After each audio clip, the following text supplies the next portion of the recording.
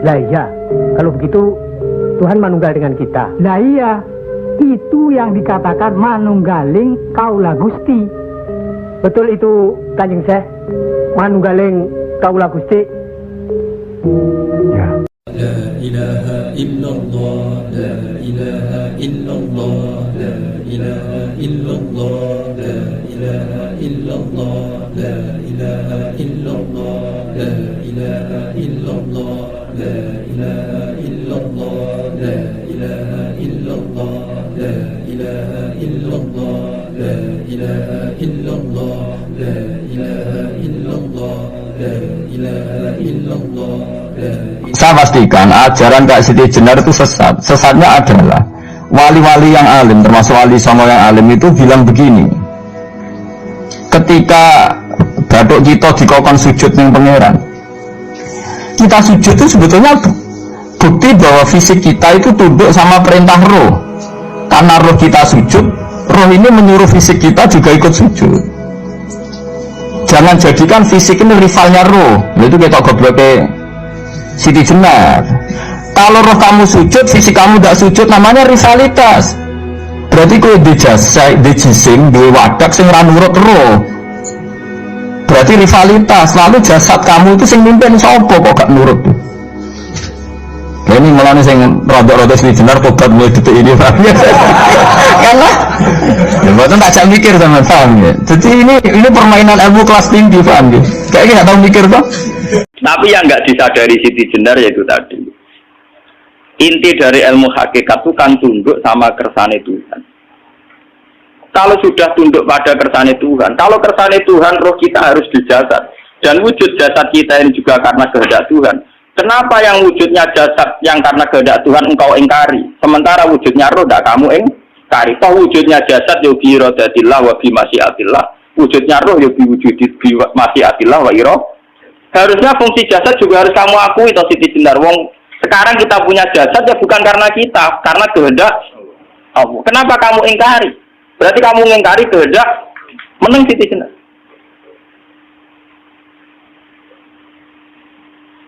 Makanya hakikat yang pertama saya itu pasti khayal. Lah Siti Jenar itu hakikatnya baru yang sampai khayal itu. Jika dia kalau teori Siti Jenar itu benar, teori Jalaluddin Rumi benar teorinya ya orang-orang salate itu deh, benar manut salate. Benar dalam analisis roh. Ketika Sayyid Hamzah dinyatakan mati oleh manusia, oleh hukum manusia dinyatakan mati karena dia sudah tidak bergerak. Dalam teori hakikat kan rohnya Sayyid Hamzah sudah di khawatili tuyur dan khudrin. Rohnya sudah diambil Tuhan, tidak mati. Paham ya? Ketika rohnya Sayyid Hamzah sudah diambil, jasad ini sudah tidak punya rasa. Sekarang secara syariat kasat mata kita tahu, wong jasad tak diinfus, saya di sayap-sayap dioperasi orang kroso. Apa mana saya kira ruhe wis bisa. Lah ya jasad itu cek gampangnya dioperasi dibius saja terus tidak kerasa. Apalagi rohnya sudah diambil. Nah saya ini bayangkan, ketika Sayyid Hamzah itu sudah di atas. Ini kalau terus dulu wahsi lah wong bentuk, lu wong kok baca igabus. Ketika jasad benar-benar tidak penting, kemudian jasadnya Sayyid Hamzah kan dicincang oleh wahsi. Ketika rohnya sudah diambil kan Hamzah tidak merasakan. Berarti Sayyid Hamzah guyu-guyu waktu. Wahsi cek bentuk igabus dicincang. Paham ya? Lalu ini kita artinya ketika pandangan manusia iba kepada Sayyid Hamzah karena dicincang, dimutilasi oleh wahsi tidak mengalami Pak Sinten, Sayyid Hamzah tidak mengalami apa-apa karena rohnya sudah bersama Tuhan. Dan isawai Sayyid Hamzah malah bui-bui wahsi cek goblok gabus wedi cincang.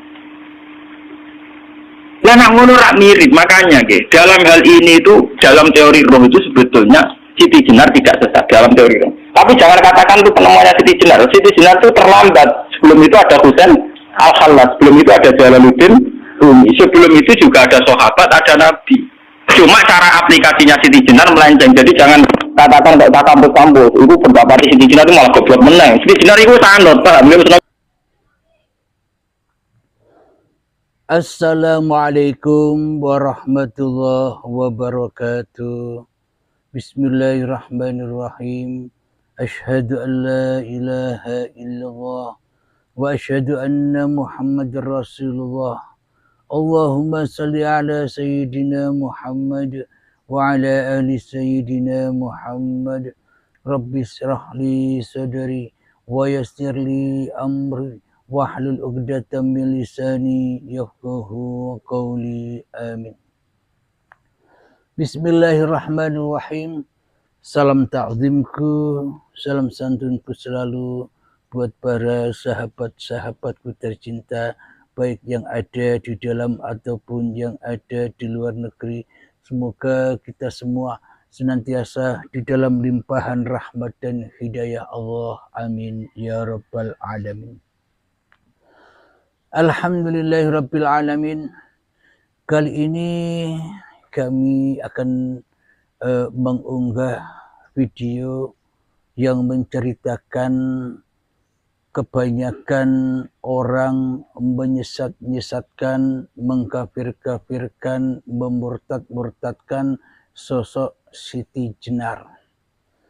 Kebanyakan manusia begitu, karena manusianya merasa lebih mulia di dalam hatinya ketimbang Siti Jenar itu sendiri. Alhamdulillahirabbil alamin. Sebelum kita menuduh manusia lain berbuat salah, sebelum kita menuduh manusia lain berbuat murtad, sebelum kita menuduh manusia lain berbuat syirik kepada Allah, marilah kita kaji dahulu, kita berkaca diri dahulu, kita ku anfusakum wa ahlikum naro dulu, baru kita bisa menilai yang lainnya. Alhamdulillahirabbil alamin. Tidak kita sadari, ternyata kita semua selama ini, termasuk saya, kita semua ini manunggaling, manungso marang iblis setane, yakni hawa nafsunya. Selama ini kita manunggaling kaulo lan iblis, kita selama ini menjadi hamba-hamba iblis. Kita selama ini menjadi kaulo-kaulo iblis. Kita selama ini menjadi rasul-rasulnya iblis. Kita selama ini menjadi utusan-utusannya iblis. Kita selama ini menjadi pesuruh-pesuruhnya iblis, tapi kita tidak menyadarinya. Karena kita selalu suka membaca orang lain tanpa kita mau membaca diri kita sendiri di hati kita. Kita hanya melihat semut yang jauh di sana bisa kelihatan. Tapi gajah di pelupuk mata kita buta. Kenapa? Karena sudah kebanyakan dosa. Karena diri kita sudah berada di lembah dosa. Sehingga tidak menyadari bahwa kita ini selama ini menjadi abdus syaitan. Menjadi kauloni setan. Menjadi hambanya iblis. Menjadi rasul, menjadi utusan, dan menjadi pesuruh-pesuruhnya iblis selama ini di hati kita. Sebelum kita mengenal Allah, maka kita selama ini selalu manunggaling dengan hawa nafsu kita sendiri. Badan ini dikuasai oleh hidup kita. Badan ini selalu diatur-atur oleh hidup kita. Hanya hidup yang kita akui sebagai hidup kita inilah yang menjadi setannya, yang menjauhkan raga ini dari penciptanya. Seolah raga ini ciptaan kita. Seolah semua pergerakan dalam raga ini ciptaan kita. Selama ini kita telah ingkar dari yang menciptakan badan. Sehingga kitalah yang jadi Tuhannya. Dan sehingga Tuhannya gaib. Tuhannya tak ada. Karena selama ini kita bertuhan dan beragama hanya ala iblis. Hanya ala setan. Berbajukan agama saja. karena kita tidak menyadari hakikat yang sebenar-benarnya beragama dan bertuhan itu yang mana. Kita hanya tahu ayatnya tapi tidak tahu maksudnya. Kita hanya bisa membaca ayatnya tapi hanya sekedar dibaca-baca saja tanpa dipraktekkan di dalam hati kita. Kenapa itu semua terjadi? Karena di dalam hati kita bukan kerajaan Allah, akan tetapi kerajaan iblis dan setan, manunggalnya manusia dengan setan-setannya selama ini. Maka takkan pernah bisa membaca. Iqra kitabak, bacalah kitabmu. Maka selama ini bagaimana mungkin kita bisa membaca ayat-ayatnya Allah? Sedangkan kita membaca ayat-ayat diri kita saja tak mampu. Kita membaca diri kita saja ku anfusakum tidak bisa. Kenapa? Karena saking sombongnya diri ini. Selalu dan selalu menilai orang lain. Selalu dan selalu ingin di atas orang lain. Sehingga itulah yang menyebabkan fahsya wal mungkar. Itulah yang menyebabkan kebanggaan, kemuliaan diri ini semakin besar dan semakin dahsyat yang selalu menyesatkan kita sendiri selama ini. Sebelum kita mengungkap atau sebelum kita mengatakan orang lain sesat, sebenarnya kita sendiri sudah sesat. Sebelum kita mengatakan orang lain kafir, sebenarnya diri kita ini sudah kafir. Kenapa? Karena kata-kata itu sudah keluar dari hati kita. Karena di dalam hati kita sudah penuh dengan apa yang diungkapkan itu. Maka dari itu, bila kita diejek atau diolok-olok oleh manusia, sebenarnya itu bukan kita. Sebenarnya yang manusianya yang mengeluarkan ejekan, yang mengeluarkan olokan-olokan itulah sendiri orangnya. Tapi tidak disadarinya. Karena manusianya masih manunggaling kaulo iblis. Masih manunggal, masih jadi iblis, masih jadi setan, masih jadi dajjal.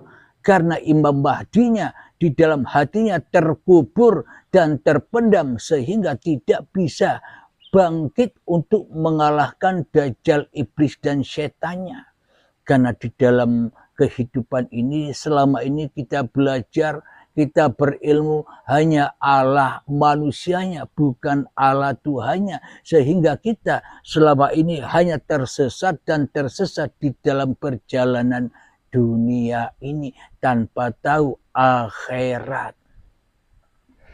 Bila akhirat saja tidak tahu, bagaimana mungkin kita bisa pulang? Bila akhirat saja tak tahu, bagaimana mungkin seluruh amal kita bisa kita persembahkan kepada Allah yang melewati pintu akhirat, yang melewati pintu lillahi ta'ala. Jadi maka dari itu janganlah menghina, janganlah memandang orang lain lebih hina-dina daripada diri kita sendiri. Bila kita memandang demikian, berarti sesungguhnya kitalah oknum-oknumnya itu, bukan orang lain. Apa yang keluar dari dalam diri kita, ya itulah setannya, itulah iblisnya, itulah oknum-oknumnya. Yang mana masih menjadi Tuhan, masih menjadi penguasa atas dirinya di hatinya. Marilah kita bertaubat bersama dari menjadi setan agar supaya kita bisa melangkah menuju hijrah dari alam kegelapan, dari alam kerusakan menuju alam yang terang benderang, menuju alam yang bako alam keabadian. Alhamdulillahirabbil alamin. Semoga saya khususnya dan semoga kita semua senantiasa selalu di dalam lindungan Allah Subhanahu wa taala. Amin amin ya rabbal alamin. Bismillahirrahmanirrahim. Allahumma ya qadiyal hajat, Allahumma ya mujibad da'awat, Allahumma ya rafi'ad darajat, Allahumma ya muhillal muskilat, Allahumma ya syafi'al amrat, Allahumma ya kafil muhimmat, Allahumma ya dafi'al baliyat, Rabbana atina fid dunya hasanah wa fil akhirati hasanah wa qina adzabannar. Akhir kalam, assalamualaikum warahmatullahi wabarakatuh.